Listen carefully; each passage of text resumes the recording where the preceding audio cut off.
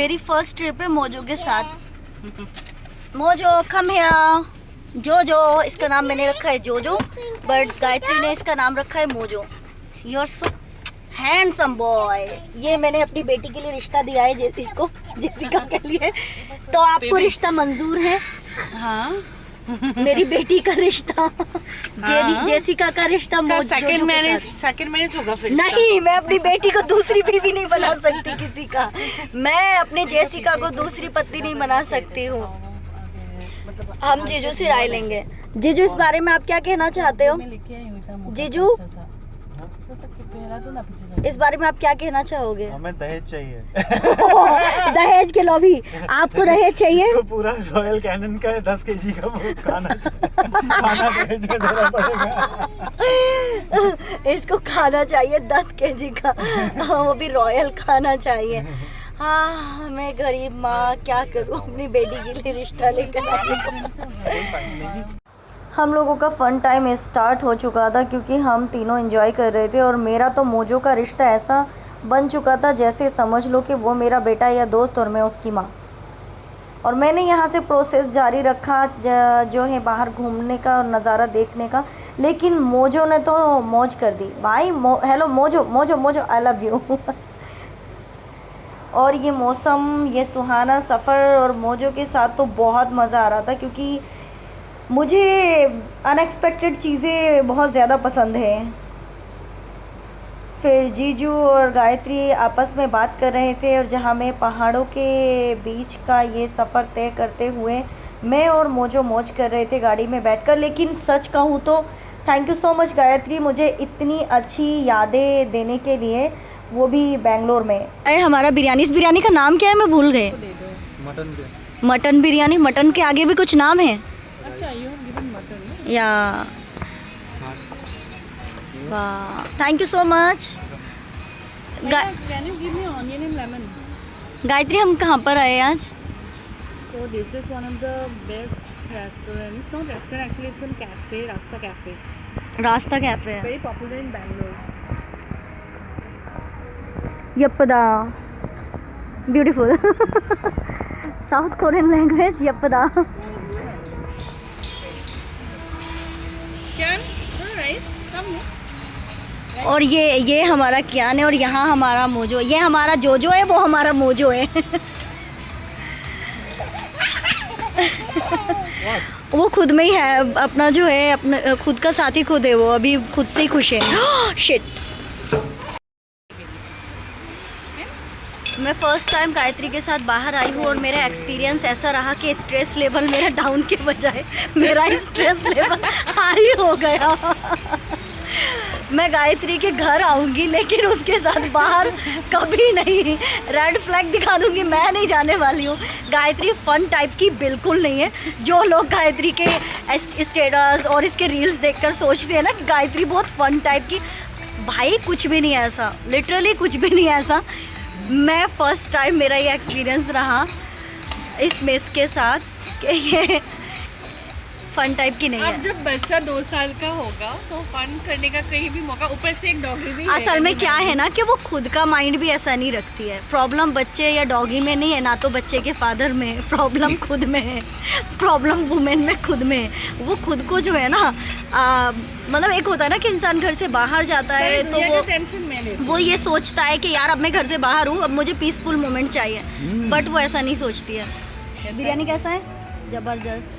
तो मेरी चॉइस अच्छी है जीजू? अरे मेरी चॉइस बहुत बेकार है यार। देखो कैसी दोस्त है। मैं खाना खाऊं। अगर देखो ये वो बोलते मोइटो। इनका सर्विंग का तरीका अच्छा है, ये मिट्टी के बर्तन में सर्व करते हैं। मोइटो होगा? मोइटो दे देना। कियान, बेबी।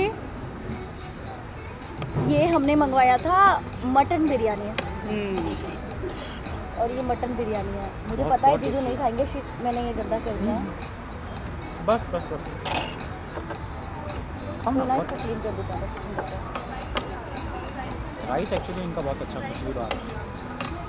हाँ वो फ्रेगरेंस आ रही है लेकिन साउथ इंडियन वाली फ्रेग्रेंस ट्राई तुमने कुछ बर्गर भी किया था ना? मैंने बर्गर किया। अभी टाइम लगेगा, वो बोल के गया था। क्या बर्गर के लिए?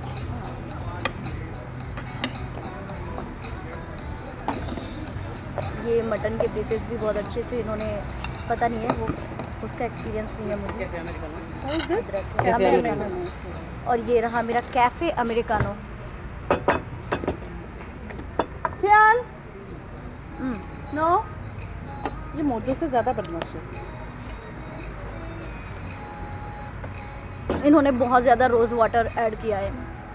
टेस्ट जो इतना अच्छा था ना, तुम्हारे वो जैसे अच्छा पूरा cook तो हो नहीं पाएगा कोई पूरा भी। उन्होंने रोज़ वाटर से ना वॉट लगा दिया, मतलब वॉरेस्ट एक्सपीरियंस। खुशबू अच्छी है। वही रोज़ वाटर की है, अच्छा, रोज वाटर की? रोज़ वाटर की। और मुझे रोज़ वाटर और करी लीफ, मुझे इनकी फ्रेग्रेंस बिल्कुल पसंद नहीं है।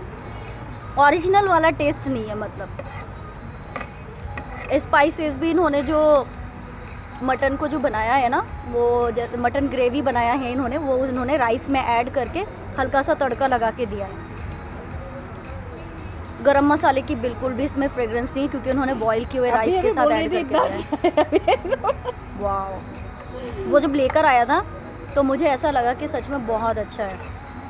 और We should हमारे जीजू try. बेचारे यार, उनको असल में पता नहीं है ना, वो इतना ज़्यादा मतलब फूडी नहीं है, वो कामकाजी है, इंजीनियर है ना, सॉफ्टवेयर इंजीनियर है, तो कह नहीं सकते यार कुछ। खैर, उनका टेस्टी क्या होता है। भूख लगी हो तो सब टेस्टी होता है। सुन लिया, सुना, देखा आपने लापरवाही का नतीजा। पर मैं ऐसी नहीं हूँ, क्योंकि मैं बहुत अच्छी शेफ भी हूँ, और उसके साथ साथ मुझे अभी पफ खा के बैठी है, इसीलिए भूख नहीं है। और मैंने पफ भी, इनको पता नहीं है, पीछे इनका मोजो था, मैंने मोजो को तीनों पफ खिलाया बढ़िया अच्छे से बिठाकर, तसल्ली से। और मोजो का पेट भरा हुआ है, जिसलिए वो अभी हमारे खाने की तरफ देखेगा भी नहीं। 3 अंडा और 3 पफ, सारा अच्छे से बैठ के खाया उसने। मैंने उसके ऊपर का जो वो पापड़ टाइप का होता है ना, कुरकुरा सा, सिर्फ वही खाया। एनीवे,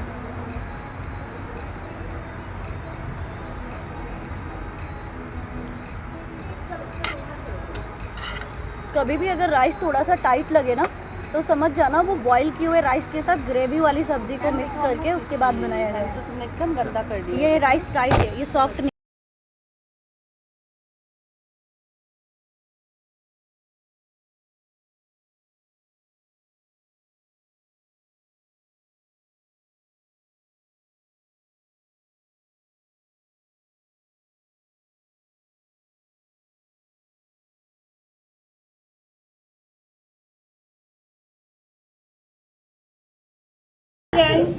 तो आज हम कर रहे हैं होम वार्मिंग पार्टी, और ये है हमारी गायत्री, और ये है उसकी गेस्ट, और ये बना है हमारा दाल तड़का, ये है सैलेड, और बाकी तो इस रूम का हाल आप देख ही रहे हो। ये है गायत्री का किचन। कुछ तो मैंने गंदा किया, और कुछ तो मैंने गंदा किया, और कुछ तो ऑलरेडी गंदा था। ओ, मेरा ग्लास, क्योंकि मैं तशवीश हो गई हूँ कुछ दिनों से, सारा ने अब बनाऊँ क्या बनाया है इस तरीके से। गाइस, ये देखिए हमारा डिशेस जो कि प्रिपेयर किया है सलमा कुमार ने। Okay Salma, over to you. Can you tell me what are you preparing today?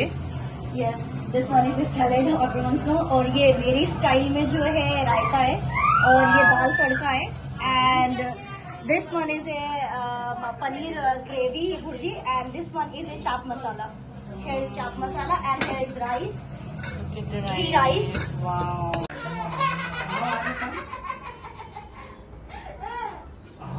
इसे अच्छा लगता है ना फ्रेंडशिप डे में ऐसा कुछ करने से। कोइंसिडेंटली हो गया।